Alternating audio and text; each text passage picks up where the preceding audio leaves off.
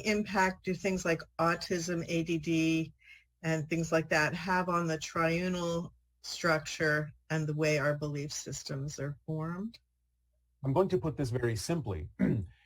The effect that those kinds of situations or conditions have is to either make the subconscious mind more or less open to bringing through certain ideas in a very specific way.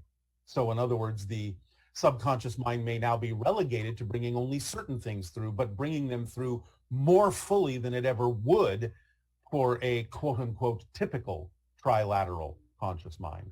So it depends upon what, again, the theme of exploration is, what this spirit or soul has decided to experience, and how it will use the subconscious mind as a gateway to bring through those specific things that are relevant for the experience that you are calling autism or those other conditions you have named.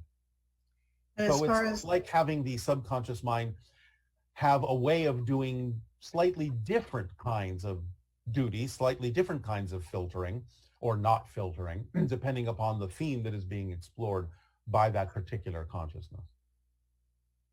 And with multiple personality disorder, is that a mental issue or is it a spiritual issue? Well, it can be both, because again, remember, as above, so below. So there can be affectations in the mental consciousness that will allow for that particular being to experience those things that may originate in a other dimensional or spiritual nature. But the idea fundamentally, and again, not for every case, but fundamentally, is that an individual is tapping into multiple parallel realities, multiple versions of themselves, without necessarily having the filtering system or the control system imposed upon it that would allow them to function in an orderly fashion, communicating with one another in a way that still allows the individual to function, quote unquote, normally in your reality. So it's a type of tapping into multiple dimensions, multiple parallel realities, without the ability to focus in any one particular one in an effective way, but again, can be done for a variety of reasons that may be personal to that particular consciousness experiencing that.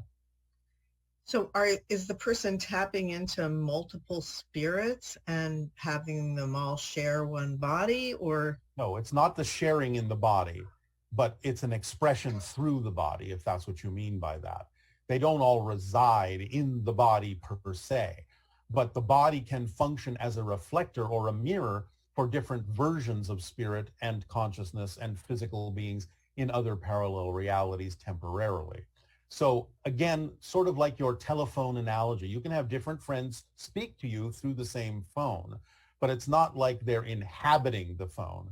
It's like the idea is that the phone and your body is a device that can, based on its frequency, allow different voices and different experiences to come through temporarily.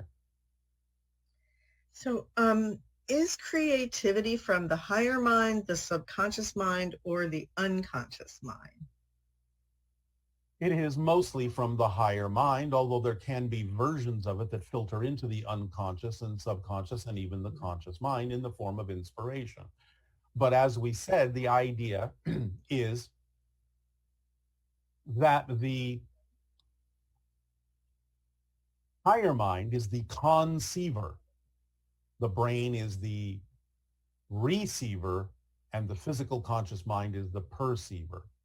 So what you're calling creativity is a conception that originates in the higher mind, in the higher self, and filters down in whatever ways are relevant through the unconscious, subconscious, and into the conscious mind in ways that allow the conscious mind, the conscious being, the personality to be creative.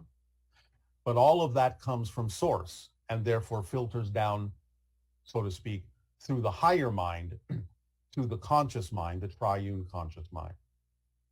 How does that relate to the higher mind, to the oversoul, to the higher, to the unconscious, subconscious? I notice there's confusion often. All right.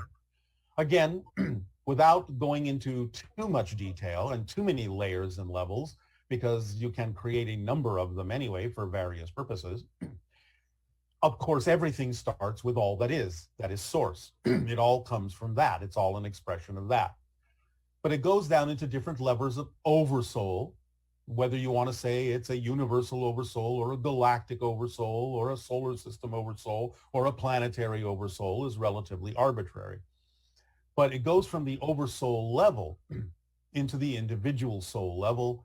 And then the individual soul creates the idea of the non-physical higher mind and the triune physical mind. Then through the experiences of the physical mind, you create the concept of the unique spirit that is germane and unique to that particular physical experience. And that becomes part of the soul. But the idea, again, is that it usually goes from oversoul to higher mind, to unconscious to subconscious to conscious mind, that then through its experience creates a representative spirit that is a unique representation of the experience of that particular personality that then resides in the soul and the oversoul and all that is from that point forward, speaking linearly. Awesome. Mind filtering UFOs. Are there does the unconscious and subconscious minds that are responsible for filtering out things filter out UFOs, fairies, elementals, other beings from the conscious mind and limit what it can receive? And if so, is it being due to negative beliefs or is it for other reasons? Both. It can be for fear-based beliefs that it's doing that filtering. It can be something that the conscious mind believes it's not ready for. That would cause upset and imbalance within it to perceive those things because of its theme of exploration. And it can also simply be that the being is not ready in timing for the idea. And it simply can be outside the theme of exploration. But again, there are limitations there that are dissolving. You are becoming more aware that these beings exist, that these forms of consciousness exist, that there are ET beings, that there are extra-dimensional beings, that there are elemental beings. There are different aspects of consciousness that are connected to your planet in a variety of levels.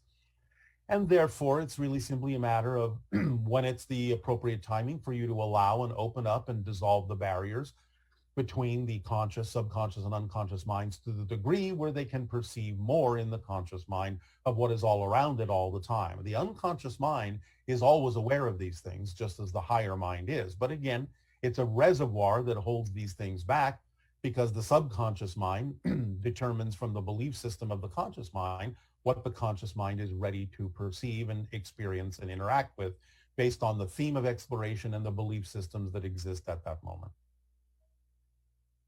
Okay, thank you. Yes.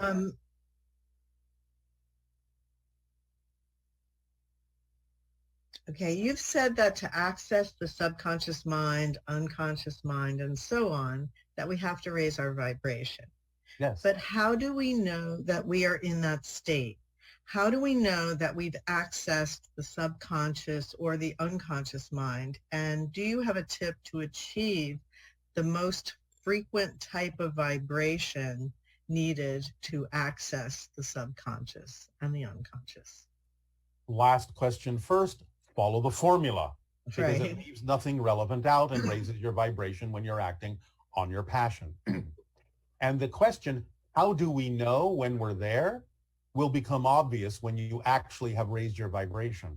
To ask the question means the vibration is not high enough.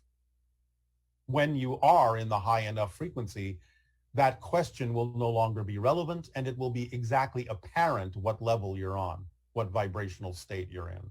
So raising your vibration will eliminate the need to ask a question, when am I in that vibration? How do I know when I'm in that vibration? It's a self-canceling idea.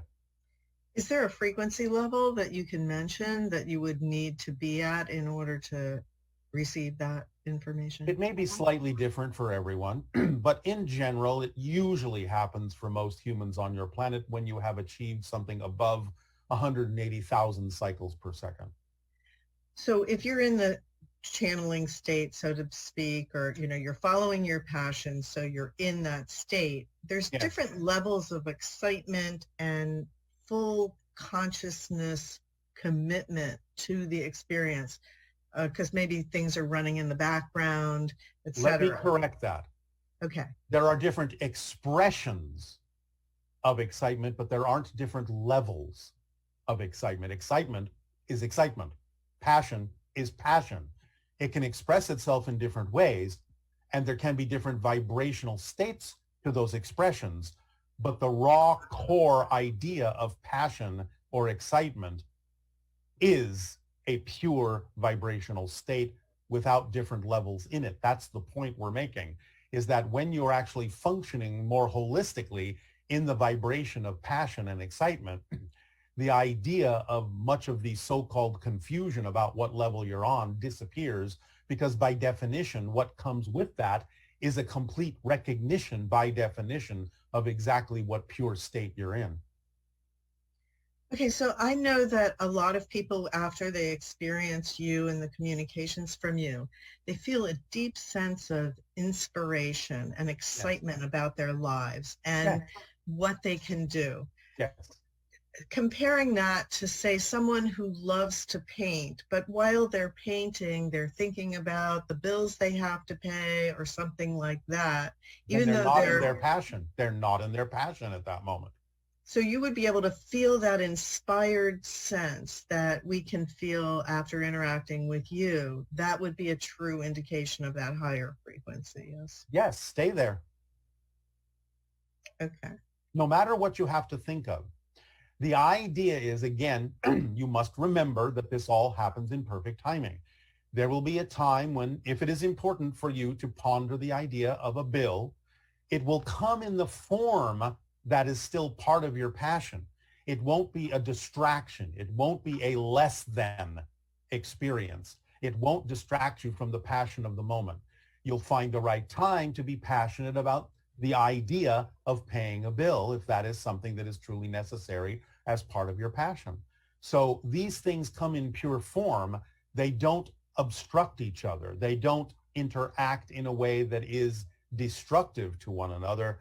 It still allows you to come in a form in perfect timing that allows you to experience each and every one of those things in its pure, exciting form.